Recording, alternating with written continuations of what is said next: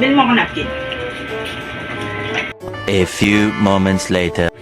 Sinabi na bilang mo ko ng napkin eh. Napkin? Bakit ako? Lalaki ako eh. Eh ano ngayon? Hira naman eh.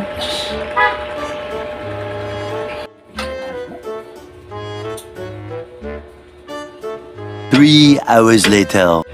Anak ng toko, napkin lang yung bibili na asanak na kaya yun. Oh, An eternity later. Dami. ang tagal mo naman. Di pa ako bumili sa kabilang barangay. Bakit parang iba yung ngiti mo? May, Ano yan dala mo? may, pinamili mo napkin. Napkin, nakabag pa. May bago bukas. Hindi ako naniniwala sa'yo. Oo. O ano yan? Ano yung patingin? Patingin. Hindi. Patingin. May Anak promo na. yun. Ay.